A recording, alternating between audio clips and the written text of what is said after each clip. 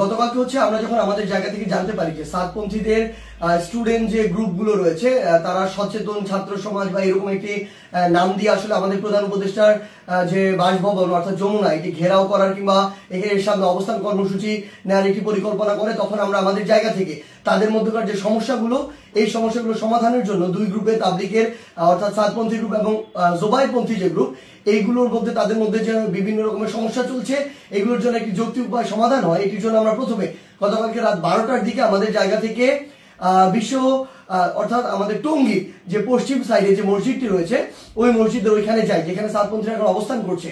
সেই জায়গাটিতে আসলে আমরা গিয়ে তাদের সাথে রাত 12টা থেকে প্রায় 2টা পর্যন্ত কথা বলি এবং তাদের জায়গা থেকে তারা যে চিন্তাটি করেছিল সকাল 10টায় এখানে তারা অবস্থান কর্মসূচি ঘোষণা করবে এরকম একটি কথা ছিল এবং তারা বলেছিল এটি কেন, কারণ তারা মাওলানা সাদ সাহেবের ভিসা চায় এবং তারা তাদের জায়গা থেকে 5 দিনে জোর করার 20 থেকে 25 তারিখ পর্যন্ত জোর করার একটি দাবি জানায়। আমরা আমাদের জায়গা থেকে সেখান থেকে যে সিদ্ধান্তটি নিয়ে আসি সেটি হচ্ছে একটি সিদ্ধান্ত যে আমরা আমাদের জায়গা থেকে বলি যে প্রধানমন্ত্রী আমাদের যে হচ্ছে প্রধান উপদেষ্টার যে বাসভবন তিনি আসলে এই অভ্যুত্থানের স্পিরিটকে সামনে রেখে গণভবনে না থেকে যমুনায় থাকেন, এটি তুলনামূলক অরক্ষিত হওয়ার কারণে আমাদের যখন ইচ্ছা বসবো আর এটি আমাদের দেশের একটা অস্থিতিশীলতা চিত্র তুলে ধরবে, এটি কখনো হতে পারে না, এটি যৌক্তিক না, আমরা এটিকে সমর্থন করি না। সেই জায়গা থেকে আমরা তাদেরকে এটি অনুরোধ করি যে তারা যেন এখানে অবস্থান কর্মসূচি কিংবা ঘেরাও কর্মসূচি না করে, তারা এই অবস্থান থেকে সরে আসে। তারা তাদের জায়গা থেকে স্পষ্টভাবে দুইটি দাবি জানায়। এক নম্বর যে দাবিটি সেটি হচ্ছে যে তারা মাওলানা সাদ সাহেবের ভিসা নিশ্চিত চায়, দ্বিতীয়ত তারা 20 তারিখ থেকে 25 তারিখ 5 দিনের জোর করতে চায়। আমরা তাদের কাছে বলি যে 5 দিন করে যাবেন কিনা এই কমিটমেন্টটুকু যদি আপনাদের থাকে যে 25 তারিখ আপনাদের যখনই শেষ হয়ে যাবে তখন আপনারা চলে যাবেন, তাহলে আমরা আমাদের জায়গা থেকে এই দুইটি দাবি নিয়ে আরেক কিছু গ্রুপ রয়েছে যারা এখন কাকরাইল মসজিদে অবস্থান করছে জোবাইরপন্থী গ্রুপ এবং সেখানে হেফাজতের নেতৃবৃন্দ রয়েছেন, তাদের সাথে আমরা গিয়ে কথা বলবো। তারা যখন এই কথাটি দেয় যে তারা এই কমিটমেন্টটি করছে 25 তারিখে তারা ছেড়ে দিবে, আমরা সেখান থেকে রাত 2টার দিকে কাকরাইল মসজিদে আসি।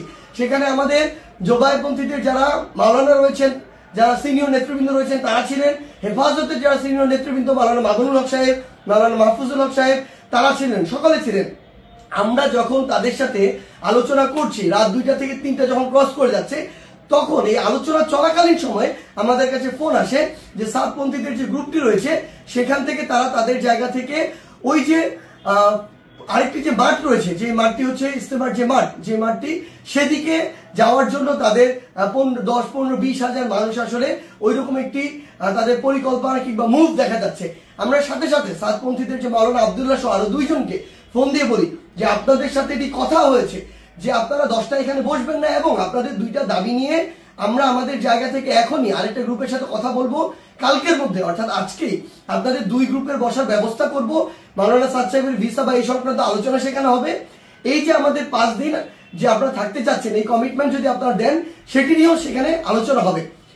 যখন আমরা জানতে পারি তাদের দিকে মুভ করছে আমরা তাদেরকে স্পষ্ট করে বলি আপনারা যদি সেদিকে মুভ করেন আমাদের আলোচনা চলাকালীন তাহলে আপনারা আমাদের আলোচনাকে অসম্মানিত করছেন এবং আমাদের প্রতি যে শ্রদ্ধাটুকু রাখা উচিত আপনাদের সেটুকু আপনারা রাখছেন না। সেটি যদি করেন তাহলে আপনাদের পক্ষে আমাদের অবস্থান থাকবে না, একদম ক্লিয়ার বলে দিই। এবং আমাদের জায়গা থেকে এরকম কোনো মেসেজই ছিল না যে আপনারা ওইখানে চলে যান 5 দিনের জন্য অবস্থান নেন। এটা কোনোদিন আমরা একটা প্রতিনিধি দল কখনো বলতে পারি না।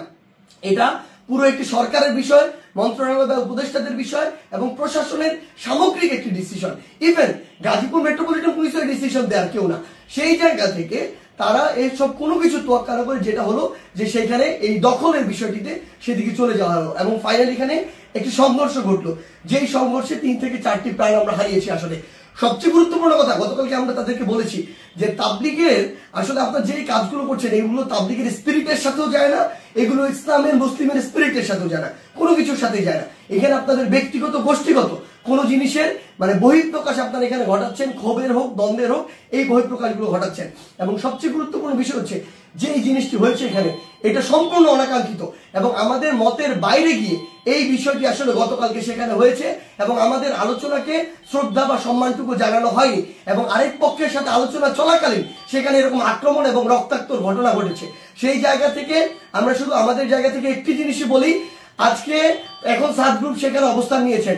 আমি জোবাইরপন্থীদের যারা রয়েছেন আপনাদেরকে একটি বিষয় শুধু অনুরোধ করব, যেটি গতকালকে রাতে তারা ঘটিয়ে ফেলেছেন বা বিভিন্নভাবে ঘটে গিয়েছে সেই একই জিনিসের জন্য বড়ভাবে আর পুনরাবৃত্তি না হয়। কাউকে না কাউকে আসলে এই পরিচয়টুকু দিতে হবে যে আপনি যে তাবলীগ দ্বীনের প্রচার ইসলামকে ধারণ করেন, এবং এটার জন্য আমাদের এই রক্তারক্তিটি এড়াতে হবে। আমরা যেন এই মনে না করি যে এখানে জীবন দিয়ে দিব আর শহীদ হয়ে আমি জান্নাতে চলে যাব। আমরা আমাদের ক্ষুদ্র জ্ঞান থেকে মনে করি এটা শহীদ হয়ে জান্নাতে যাওয়ার কোনো জায়গা হতে পারে না, এটা কোনো উপায় হতে পারে না, বরং এটা তাবলীগের মধ্যে, ইসলামের মধ্যে, মুসলিমের মধ্যে, দেশের মধ্যে একটি বিশৃঙ্খলা সৃষ্টি করা হচ্ছে। আমরা প্রশাসনকে উদাত্ত আহ্বান জানাই আমাদের জায়গা থেকে, গতকালকে যারা এটার সাথে সংশ্লিষ্ট ছিল, জড়িত ছিল, তাদের দৃষ্টান্তমূলক শাস্তি দিতে হবে। তারা যদি ইভেন কোন একটি গ্রুপের সর্বোচ্চ নেতা হয়, তার বিরুদ্ধেও যথাযথ ব্যবস্থা নিতে হবে, আইনের আওতায় নিয়ে আসতে হবে। আদারওয়াইজ এই জিনিসটিকে যেভাবে চিত্রায়িত করা হচ্ছে সেটি কোনোদিন তাবলীগ হোক, মুসলিম হোক, ইসলাম হোক, কোনো কিছুর স্পিরিটের সাথে যায় না এবং এটি হতে পারে না।